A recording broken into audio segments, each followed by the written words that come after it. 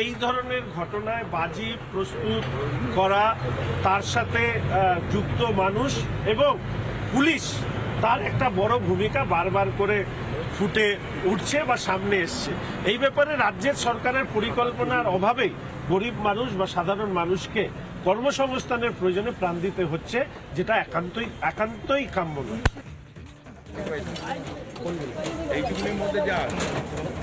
এই মুহূর্তে ছবিগুলো দেখতে পাচ্ছেন, আগুন নেভানোর জন্য কাজ করছে সাধারণ মানুষ বালতি হাতে।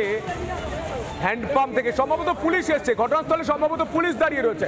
যে ছবিটা আমি মার্ক করার চেষ্টা করব। অর্ণব মজুমদার সরাসরি আমাদের সঙ্গে লাইভে রয়েছে। অর্ণব, আমি পরিষ্কার জানতে চাই, আগুন কারা নেভালো, কিভাবে নেভালো, আগুন কিভাবে লাগলো? ঘটনাস্থলে পুলিশ দাঁড়িয়ে থাকার পরেও হাতে করে আগুন নেভানো হচ্ছে কেন?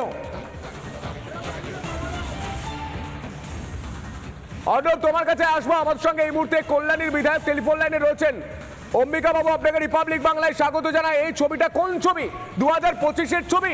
আগুন লেগেছে, পুলিশ দাঁড়িয়ে রয়েছে আর হাতে করে আগুন নেভানো হচ্ছে।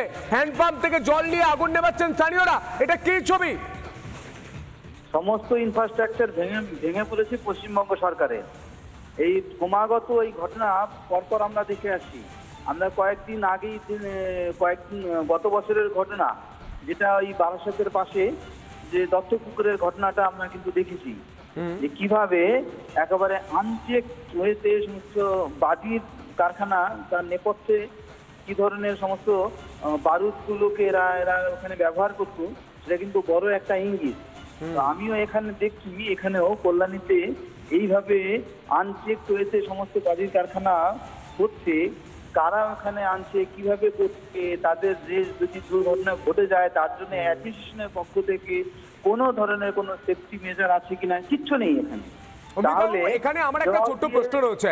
আপনি বিধায়ক, স্থানীয় বিধায়ক, রাজ্যের মুখ্যমন্ত্রী মমতা বন্দ্যোপাধ্যায় এগরাকাণ্ডের পর বলেছিলেন যে ক্লাস্টার তৈরি হবে বাজি কারখানার। ক্লাস্টার তৈরি হয়েছে কল্যাণীতে?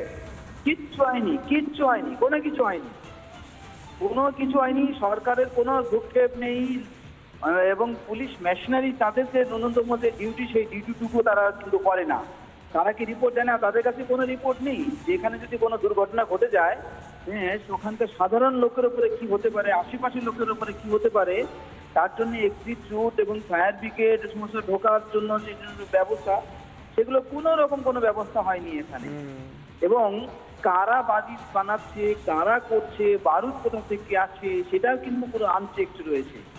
পশ্চিমবঙ্গ সরকার সম্পূর্ণরূপে ব্যর্থ, specially law and order police machinery একেবারে সম্পূর্ণরূপে ব্যর্থ। অম্বিকাবাবু, এই বিষয় নিয়ে বিধানসভায় আপনার তো প্রশ্ন করা উচিত। আপনি কি প্রশ্ন করবেন দমকল মন্ত্রীকে এবং মুখ্যমন্ত্রীকে? 10 তারিখে বিধানসভা শুরু হচ্ছে এবং আমি এখানকার বিধায়ক হিসেবে, জনপ্রতিনিধি হিসেবে আমি অবশ্যই এটা তুলব। এর আগে যদিও অনেকগুলো ইস্যু আমি তুলেছি, কিন্তু কোনো ইস্যু, কোন রকম কোনো উত্তর কিন্তু আমরা বিধানসভা থেকে পাইনি। আমরা অসংখ্য ধন্যবাদ আপনাকে। অম্বিকা রায়, কল্যাণীর বিধায়ক, তিনি সঙ্গে ছিলেন, আমাদের সঙ্গে টেলিফোন লাইনে ছিলেন। ছবিটা গোটা বাংলার মানুষ দেখতে পাচ্ছে। নানা ধরনের কন্টেন্ট দেখার জন্য লাইক করুন, শেয়ার করুন আমাদের ফেসবুক পেজ, সাবস্ক্রাইব করুন আমাদের ইউটিউব চ্যানেল। পাশাপাশি অন্যান্য ব্রেকিং নিউজের জন্য অবশ্যই চোখ রাখুন রিপাবলিক বাংলায়।